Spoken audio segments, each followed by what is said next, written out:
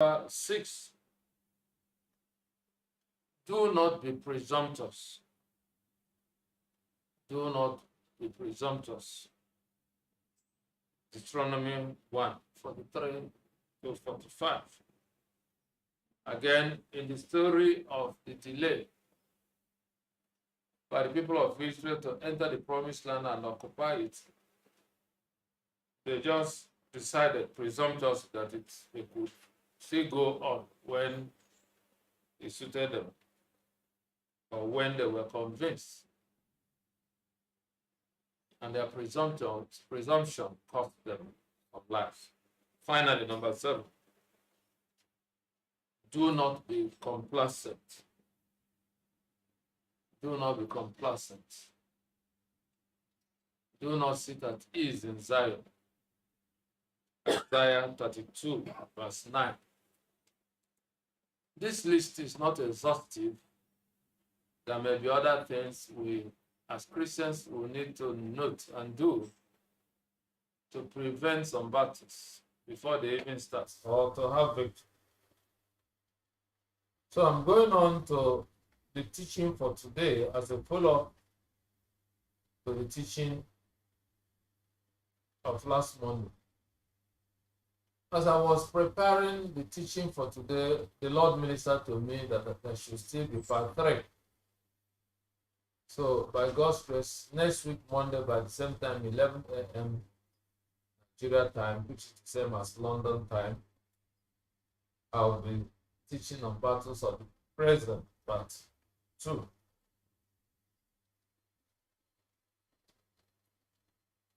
So let me say that we need a clear understanding of what I call the battles of the present. Some time ago, I thought on the battles of the past. Things that happened in the past that could generate battles around us. And in this series, I'll still be teaching on the battles of the future. How to design the battles that will manifest the future and how to win the war before it starts.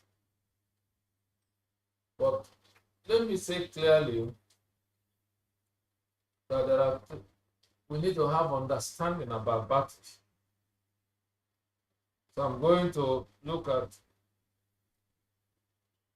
4 main points, 4 main subheadings concerning the battles of the present. Number 1, we need to wage war with knowledge. Some years ago, over 20 years ago, I wrote a book, Waging War with Knowledge, which is read all over the world. It's carried by Amazon.com. Because I find that sometimes the church invests many man-hours of prayers without doing sufficient damage to the kingdom of darkness.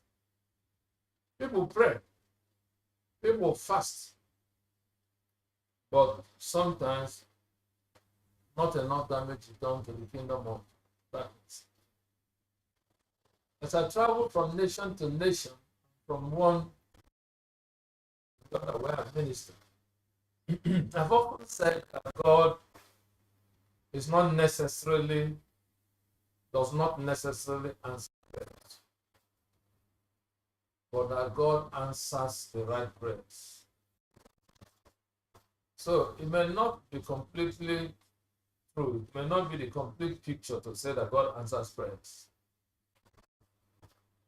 God answers the right prayers. So that means we need knowledge to wage war. And in the book I referred to, Waging War with Knowledge, the key text upon which the revelation of the book came is Proverbs 24, verses 5 and 6. Let me read Proverbs 24, verses 5 and 6, talking about waging war with knowledge. A wise man is strong. Yes, a man of knowledge increases strength. For by wise counsel you will wage your own war. And in a multitude of counselors, there is safety. Somebody say amen. Amen. Now it's very clear. The Lord says that a wise man is strong. We need to understand the difference between information, knowledge, and wisdom. I repeat, we need to understand the difference between information, knowledge, and wisdom. Information are just facts, and they may not be too useful to a person until there is an understanding. For instance, I studied pharmacy in the university. If you present to me facts about engineering now, I will see them, I will recognize them as facts. But I confess that they may not make any meaning to me. Why? Because I do not have an understanding of those things.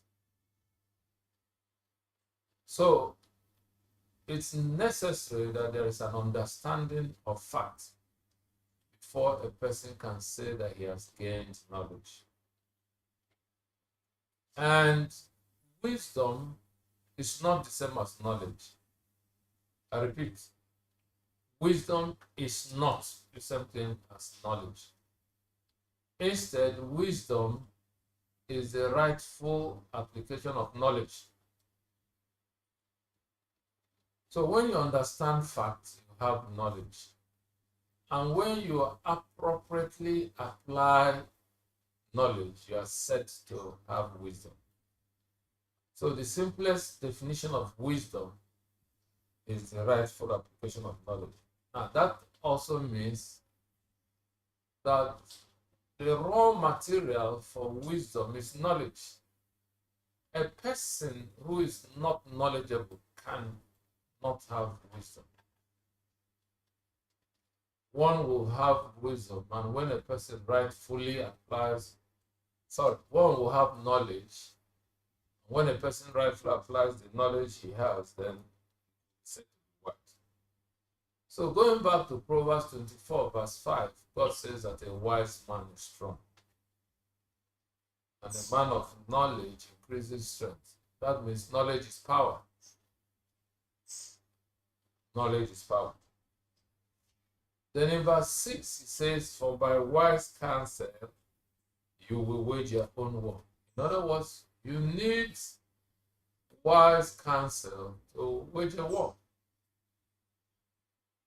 If you don't have wise counsel, you lose the war. So present battles can be lost because a person does not have wise counsel. A person does not have wisdom. And then he says, in a multitude of counselors, there is safety.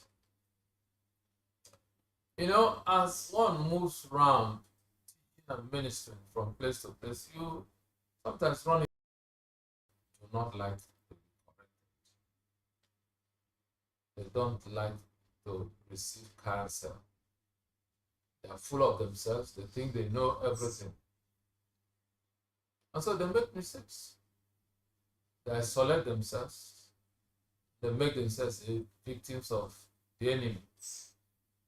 And some battles that have brought them down and defeated them and brought a reproach to the name of the Lord could have been avoided if only they listened to counsel. So it is no weakness to be a man or a woman that listens to counsel. Because in his wisdom, God says, in a multitude of counselors, safety. When there are many counselors, there is safety. Somebody say amen. Now, somebody can then ask me, so is that possible?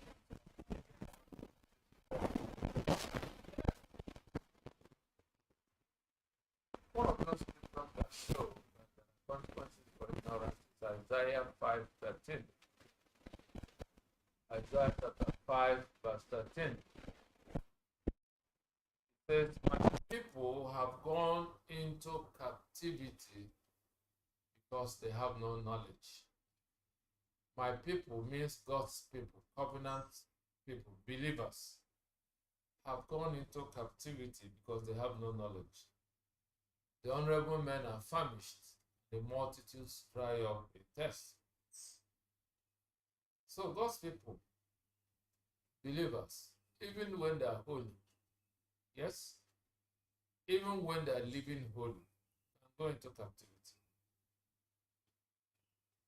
because they lack knowledge.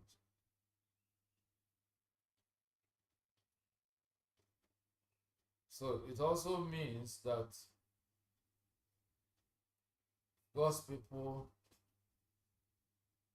can be destroyed because of lack of knowledge, apart from going into captivity. We know that Hosea 4:6 says, my people are destroyed for lack of knowledge.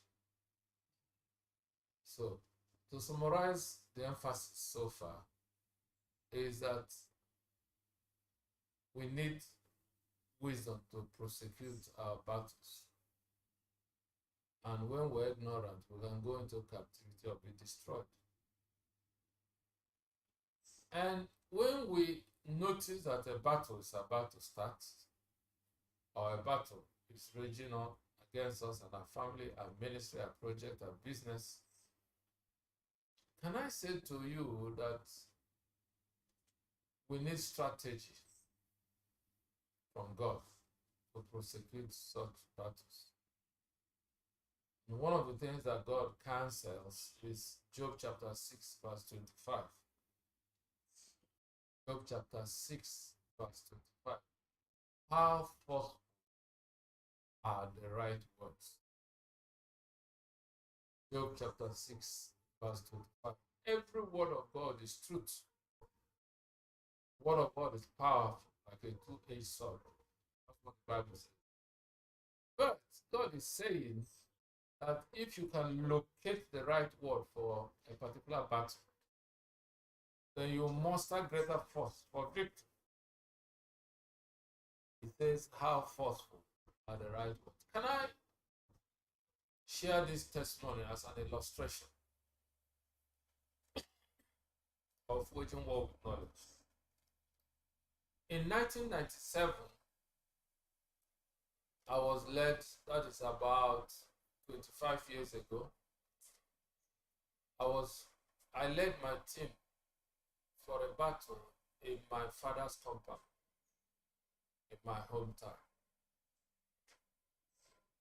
My late mother was there, my elder brother, my sisters, our wives were there. And I felt that we were having undue hindrances and delays. It will appear that this is manifesting from family foundation. That was why we made the long trip from the city where I live, in Port Harcourt, to the state where I come from, more than 4 hours. And I went with some members of my team, or members of my team. As we were praying, one of my team members had a vision. And then in that vision, he said he had voices clearly saying, this family cannot be allowed to be free. And they said, nobody will raise his head. In other words, nobody will make it, nobody will be successful, nobody will have a breakthrough. And